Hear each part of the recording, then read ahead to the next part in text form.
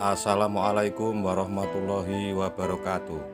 Inilah sepenggal cerita yang akan menjadi kisah nyata.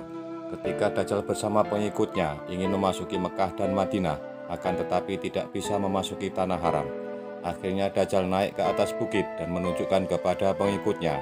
Lalu dia berkata, "Apakah kalian melihat istana yang putih itu?" Kata pengikutnya, "Ya, saya melihatnya." Maksudnya ke Masjid Nabawi.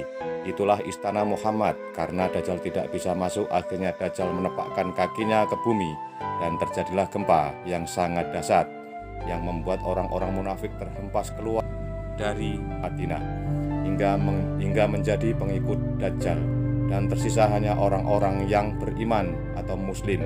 Disitulah tiba-tiba muncul seorang pemuda yang sangat berani di depan Dajjal. Lalu Dajjal berkata, "Akulah Tuhanmu." Dan anak muda itu berkata, "Bukan, engkau bukan Tuhanku."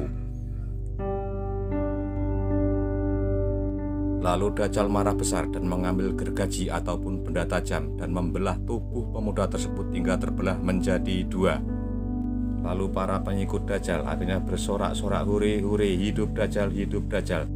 Dan lagi-lagi Dajjal memperlihatkan demonya kepada pengikutnya dengan melewati tubuh yang sudah terbelah tadi. Setelah Dajjal lewat, tubuh tersebut kembali seperti semula utuh kembali. Dan Dajjal berkata kepada pemuda tadi, "Sudah yakinkah dirimu bahwa aku Tuhanmu?" Dan pemuda itu menjawab, "Saya semakin yakin kalau engkau bukan Tuhan, engkaulah Dajjal yang diceritakan oleh Nabi Muhammad SAW." Dan akhirnya pemuda tersebut diselamatkan oleh Allah Subhanahu wa Ta'ala. Dan Dajjal beserta pengikutnya bergerak menuju Palestina dan berhasil menguasai Palestina, yaitu Israel. Di tengah-tengah Dajjal menguasai Israel, muncullah di Madinah seorang pemuda yang namanya mirip dengan Nabi Muhammad SAW. Wajahnya mirip, badannya juga mirip, sangat mirip sekali. Itulah Imam Mahdi. Dan berkata, "Kaum muslimin, engkaulah keturunan Rasulullah SAW. Pimpinlah kami untuk berperang melawan Dajjal." Awalnya beliau menolak dan mereka akhirnya bergerak menuju Mekah yang diikuti kurang lebih 300 umat muslim untuk melakukan tawaf. Setelah tawaf, Imam Mahdi dibaiat oleh para kaum muslimin. Maka terbentuklah pasukan jihad untuk berperang melawan Dajjal yang dipimpin oleh Imam Mahdi, lalu bergerak menuju ke Palestina untuk berperang melawan Dajjal. Ketika pasukan jihad ini tiba di Darul Baidah, yaitu negeri Syam, tepatnya di Damaskus, ibu kota Syria, mereka mampir di Masjid Jami Syam untuk melakukan sholat asar. Dan di saat itulah turunlah Nabi Isa alaihissalam dengan memegang dua sayap malaikat, dan dari rambutnya yang basah meneteskan air. Dan semua kaum muslimin menyaksikan, dan mereka pun tahu bahwa itu Nabi Isa. Maka akhirnya Nabi Isa turun bergabung bersama pasukan jihad untuk melakukan sholat asar. Dan Imam Mahdi berkata kepada Nabi Isa mempersilahkan menjadi imam sholat. Nabi Isa menolak dan berkata, "Tidak, imam dari kalangan kalian," kata Nabi Isa alaihissalam. "Ini kemuliaan umat ini, ada seorang nabi menjadi makmum." Setelah mereka jamaah lalu bergerak menuju Palestina, pada saat tiba di pintu gerbang Babulut Israel, pengikut Dajjal melaporkan kejadian ini dan berkata, "Wahai Dajjal, ada segelintir pasukan yang akan menyerang kami."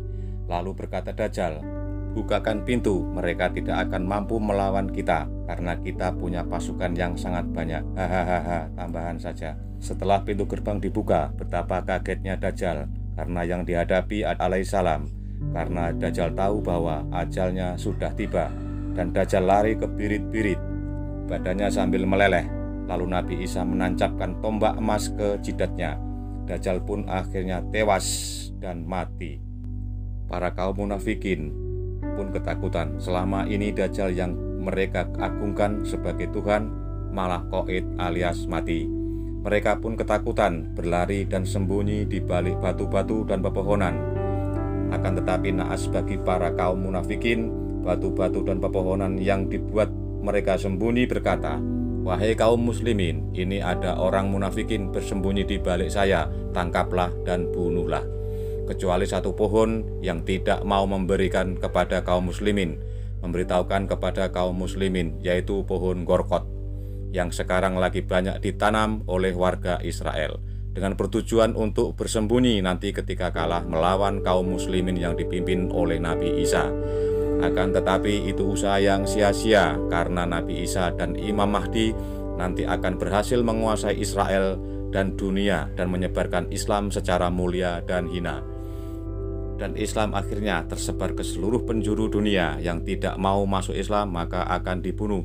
Karena ini bumi harus disterilkan. Dan Nabi Isa alaihissalam akhirnya menghancurkan semua salib yang ada di muka bumi dan membunuh babi-babi yang ada di seluruh dunia ini. Singkat cerita, Nabi Isa memimpin kaum muslimin dengan 40 tahun. Selama 40 tahun, negeri ini sangat makmur loh Jinawe.